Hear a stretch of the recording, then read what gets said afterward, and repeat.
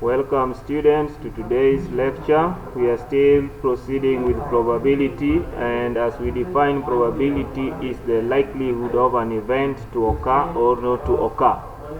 So today we want to see how to implement and explore on the rules that we had discussed in our last lecture for probability. So for example, we take proposition 1.1, which is the same as example 1.1. If the event A contain only a finite number of outcomes, say we have A which has finite number of outcome A1, A2 up to AN. So these are known. The extent of the event A is known. That's why we say they have finite number of outcomes. So what is the probability of A?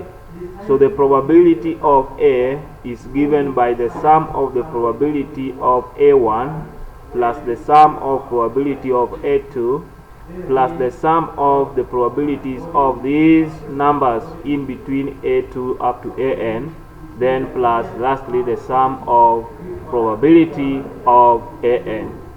So to prove the proposition, to prove this example here, we need to define a new event. Let's say capital A subscript I, containing only the outcomes small a subscript I. That is, A subscript I is equal to the set AI. For the values I ranges between 1 to n, then A1 up to AN are mutually disjoint. So each contains only one element which is in none of the others. And we know that the union of A1 and the union of A2 plus the union of this set up to the union AN should give us A. By using the theorem 3A I discussed in the last lecture, we have therefore the probability of A being equal to the sum of the probability A1 plus probability A2 plus up to probability AN. Let's take another example here. If the sample space S is finite, is known, say S has elements A1 up to AN, then the probability of A1 plus the probability of A2 plus the probability of AN is equal to 1. For probability of A1 plus probability of A2 plus probability of AN is equal to probability of the sample space. And this sample space sum up to 1 by the theorem 2 we discussed in the last lecture. Notice that once we have proved something, we can use it on the same basis as an axiom to prove further facts. Now we see that if all the n outcomes are equally likely and their probability sum to 1, then each has probability of 1 all over n. It is the same as the fraction of 1 and the magnitude of the sample space S. Now going back to the example 1, we see that if all the outcomes are equally likely, then the probability of A is equal to the total sample set A. That is the magnitude of A divided by the sample space S for any event A, justifying the principle we used earlier. So let's discuss the third example. In the third example, what is the probability of A complement? The probability of A complement is given by 1 minus the probability of A for any event A. Let A1 be equal to A.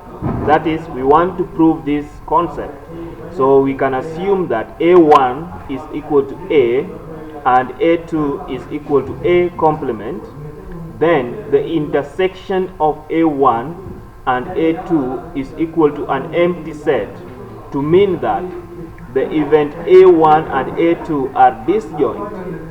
and the union of A1 and A2 is equal to the sample space S.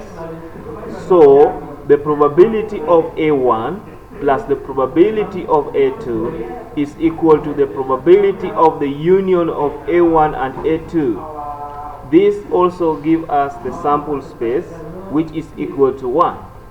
So probability of A is equal to probability of A1, which therefore result into 1 minus probability of A2, and A2 is A complement. Hence we have proved this equation. Let's look example 4. The probability of A to be less than 1 for any event A. How can we prove for this? Then we check that for 1 minus probability of A, that gives us A complement.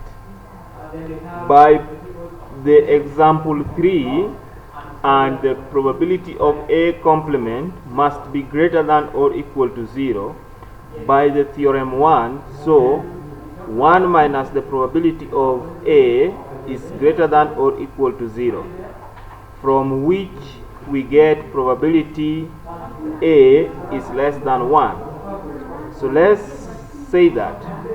Another example here, if A is combined by B, then the probability of A is less than or equal to probability of B.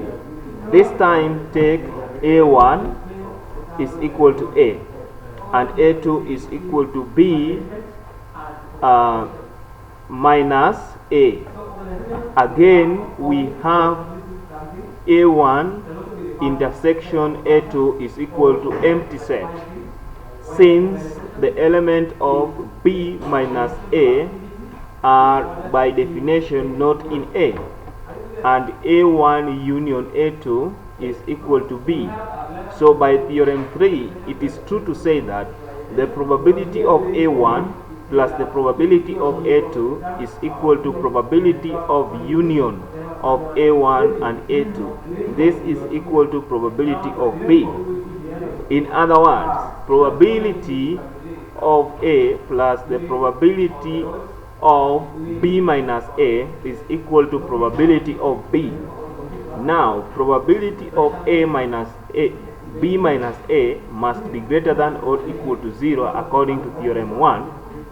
So probability of A is less than or equal to probability of B. So students, this marks the end of this lecture. Let's meet again in our next class.